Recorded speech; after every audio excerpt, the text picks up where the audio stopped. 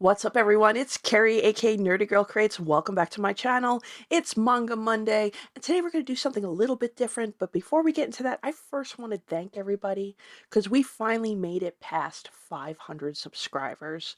So it's on to the next goal. Hopefully, before the end of the year, we get to 600, and maybe I will finally do something really special for that. Sorry I haven't recently, but a lot's been going on, and I do appreciate everybody's thoughts and prayers and sticking with me through the course. So I do want to once again say thank you for 500 subscribers, and hopefully we'll stay together for the next 500.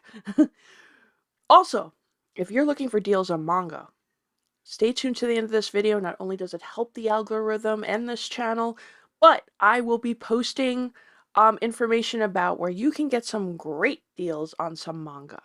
Now on to for today's video. I wanted to do something different, not just like a standard review. I actually wanted to go back and look at some of the manga I had previously reviewed. Most of them I read either just volume 1 or at least the first 3 volumes. And I wanted to see if I still felt the same way about them. So today is the first part of that video series, and it's going to be about 2 series that I originally loved when I reviewed them on the channel, but now I have lost all interest because it's kind of fallen off the cliff. So we're going to get into that. Now the first one, a lot of you have probably already heard me talking about this on Otaku Tuesday. It's a series I feel a lot of people I follow and read manga were excited about when they first started, but then also kind of felt it just kind of like went off the rails. It was kind of like you had a really good concept, but then you decided to like just make it like every other series that falls into the same genre, and that one would be Zom 100. Now, for those who don't know, Zom 100 is story a story about a office worker. He's in his 20s and he's always dreamed about getting a really good job and making a lot of money. But he ends up in one of these corporations where they kind of like enslave their employees, which is a real thing that happens in Japan. I mean, it happens here too in some ways.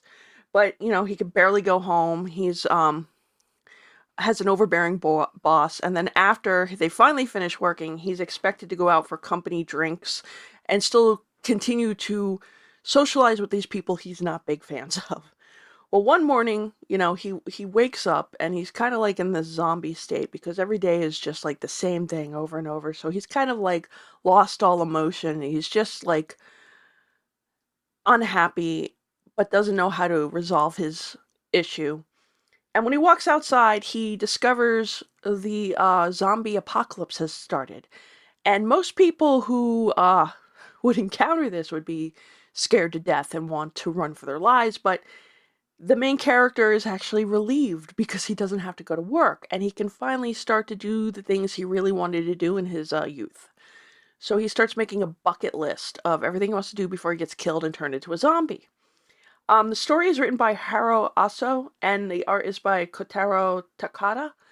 Now, the name might sound familiar because they also work on Alice in Borderland, which I have not read, but I've heard good things about, but it's completely a much more darker tone from what I understand, but I will be checking that hopefully in the future. Now, where Zom 100 goes wrong is it starts off with kind of like this funny view on a world filled with zombies with this guy who is just finally able to live his life. He finds some friends, they start traveling, he checks off things on his bucket list like riding a motorcycle. He goes back home to see his parents. You know, despite all the danger around him, he's been living his best life. I think where it starts is like after volume 3, and I could be wrong, where he hits the road with his best friend and this girl he's met during all this, and discovers a group. And a lot of my friends who are manga tubers have said this. If you know anything about The Walking Dead, it's pretty much Negan and his group. You know, they kind of like force people into slavery. in exchange for protection. And the guy is even kind of lets off that Negan vibe with the bat and everything. I let that pass because I just thought maybe they were paying homage to The Walking Dead. But the character then reverts back into his self that he was when he was working at the corporation. Kind of like his friends are trying to snap him out of it. After that, I thought maybe we'd get back on track and we'd go back into like that funny view on the whole apocalypse. But it starts to fall more into a darker tone. He goes home, he finds out, he comes across this guy who's also making a bucket list, but he's got evil intentions. He releases a zombie horde on the village. It loses what made it interesting and unique in the first place, and that's why I dropped Zom 100. I really preferred the funny comedic outlook on things. I'm not one who's against darker zombie flicks. I read the original, at least most of the original Walking Dead comics. I love On Night of the Living Dead. You know, I have no problem with that, but this was trying to stand out from what was right now kind of like um the norm with zombie stories. And I was really happy to see that. Like, we're trying to take a different approach. But instead of sticking with that approach, they dropped it and decided to become just like every other zombie show, or zombie series, or book, or whatever, movie. And yeah, I just lost interest. I just lost interest. I was done. So yeah, that was Zom 100. Now, the next one might surprise some people because I know it is kind of still popular amongst um, manga readers, but I don't hate. I'm sorry, I don't hate it. I just kind of it feels redundant to me. It is obviously trying to be a parody of a very famous franchise, and I was interested, and like the first volume, the second volume, yeah, but then it just kept doing like the same thing. I mean, it might have changed, but I've only read through four volumes. I don't, it just doesn't seem any different, and that would be Mashle. Now, for those who don't know about Mashle, Mashle is pretty much a parody of Harry Potter. You have this main character, Mashle, who lives in a world where magic is everything. Um, Everything revolves around magic, and he is unable to use magic. And he's hidden away in the woods and raised by somebody, and he decides to build himself up physically stronger than everyone else. And that becomes his advantage, and he ends up getting recruited into like the Hogwarts of this world. And nobody knows he doesn't have magic, but he uses his incredible strength to mask that. Which, like, the first few times, you're like, okay, that's pretty cool and funny. But then, like I said, it becomes redundant. It's like the character. I really would like to see more of him failing, and maybe it has happened, but like it lost interest because he seems very OP. It's like if Saitama from One Punch Man went to Hogwarts, and that was my original review. Was I liked the fact he kind of was like Saitama, but they haven't done anything much to kind of like really develop the character out of this outs beyond what we've been introduced. I mean, he seems like he hasn't evolved, in my opinion. He hasn't really become stronger because he's already made himself stronger before he got to this school. Personality's still the same. I mean, I don't expect much of a change of personality, but at least now that he's amongst more people, you would have expected a little bit more, I don't know, openness, you know. I really want to keep reading this series, but at the same time, I'm kind of like, I don't know. I know there's a few more volumes out since I've stopped reading it. But this is Mashle. It's called Mashle, Magic, and Muscles. It's a story by Hajime Komodo. And I think it's his first manga series, which is not bad for his first manga series.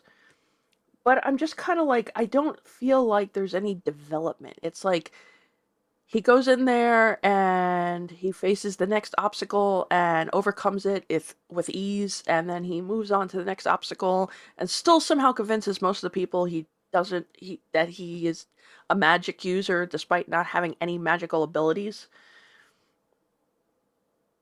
I know. I know a lot of people are fans of that, and that's fine. There's a lot of series I like that some other people kind of like look down at me for.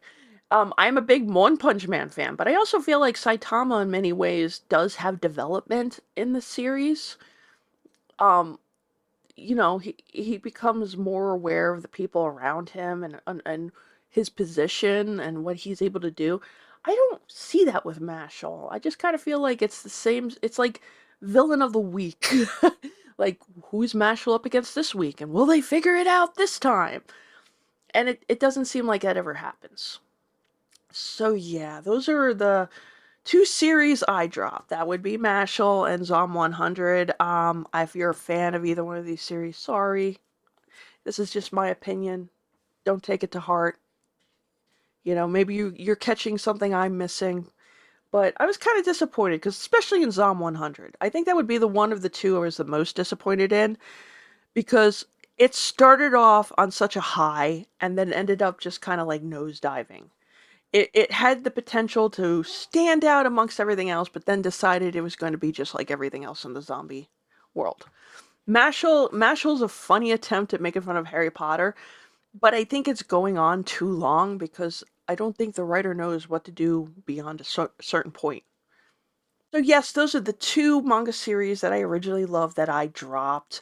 Next week I want to talk about some series I thought was okay in the beginning, or maybe I didn't like as much, but then end up loving. You probably know what one of them is if you follow me on Twitter and Instagram. But yes, that'll be next week. Also want to remind everybody, Otaku Tuesday live stream is every Tuesday night at 8:30. Me and the Otaku squad get together and we discuss everything about manga that we love, as well as look at our top 5 list. And finally, if you are looking for deals on manga, let me tell you about Takara Cafe. Takara Cafe has a wide range of selections. They have pre-orders. They even get some out-of-print mangas in stock. They have some really great deals, too, compared to some of the other big manga outlets.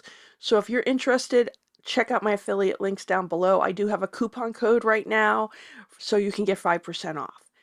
Yeah, Takara Cafe. All right, everyone, have a good night, and I will see you on the next video. Do not forget to like, share, and subscribe. Comment down below. Bye.